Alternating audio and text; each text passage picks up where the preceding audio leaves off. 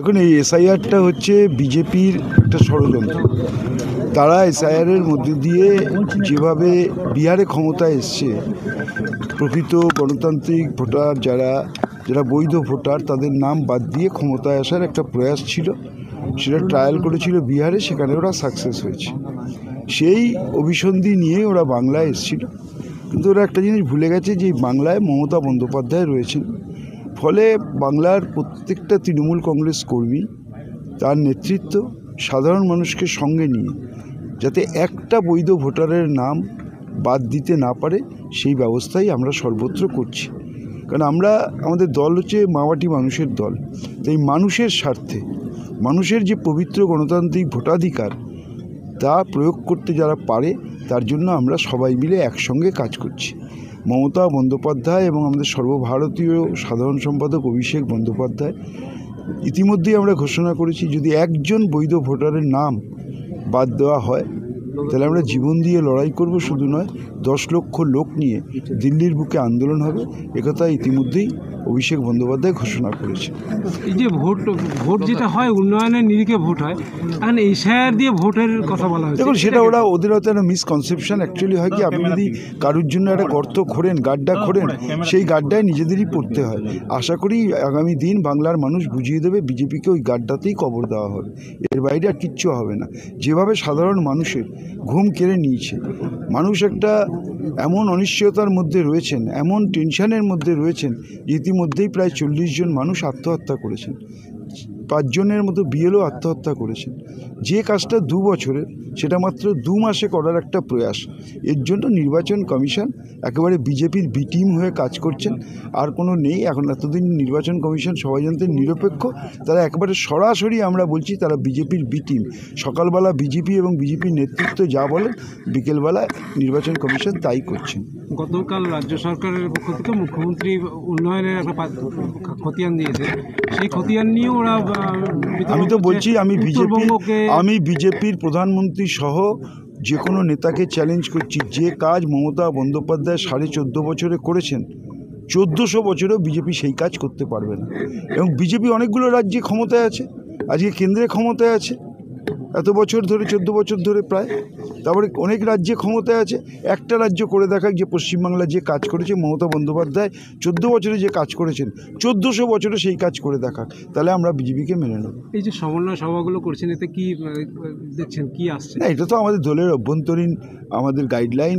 আমাদের দলের সাধারণ সম্পাদক সব জায়গায় গিয়ে আমাদের কাজ করতে বলেছেন, আমরা করছি। আমরা 365 দিনই মানুষের কাজ করি। আমাদের এই সমন্বয় সভায় কোনো স্ট্র্যাটেজি নয়।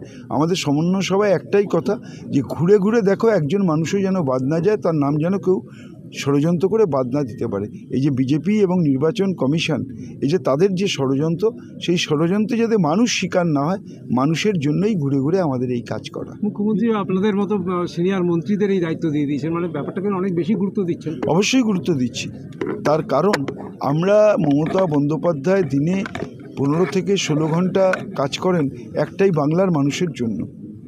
একটা বাংলা জিরোতে পৌঁছে গেছিল, সেখান থেকে আজকে সর্বভারতীয় ক্ষেত্রে যারা সারাদিন আমাদের শ্রাদ্ধ করেন, সেই বিজেপির কেন্দ্রীয় সরকার যখন যে প্রকল্পে তারা বলছেন, সেখানেই দেখা যাচ্ছে বাংলা প্রথম স্থান দখল করছে। ফলে একটা ঈর্ষা তো তাদের রয়েছেই। কিন্তু মাননীয় মুখ্যমন্ত্রী বলেছেন, বাংলার মানুষকে কোনো রকম আঁচড় আমরা লাগতে দেব না, তার জন্য সর্বস্ব দিয়ে আমরা লড়াই করব। মন্ত্রীমশাই, 2002 সালের ভোটার লিস্টে এমন অনেক ভোটার আছেন, বৈধ ভোটার, যাদের নাম পাওয়া যাচ্ছে না।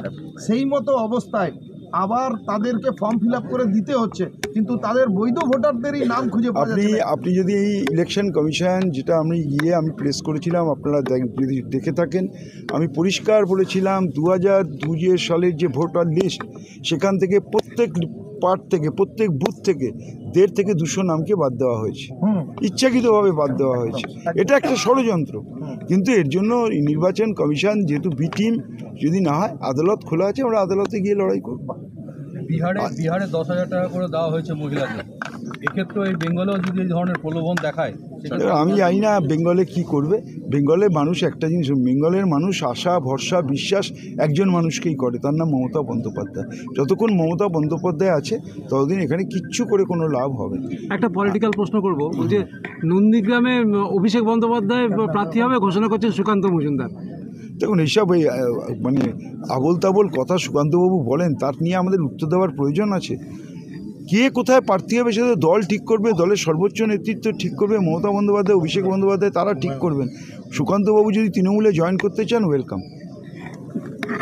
আর হুমায়ুন কবিরের এই যে বাবরি মসজিদ কালকে দিলীপ ঘোষ এটা নিয়ে আমরা দলীয়ভাবে বলবো, যখন সময় হবে আমরা নিশ্চয়ই বলবো।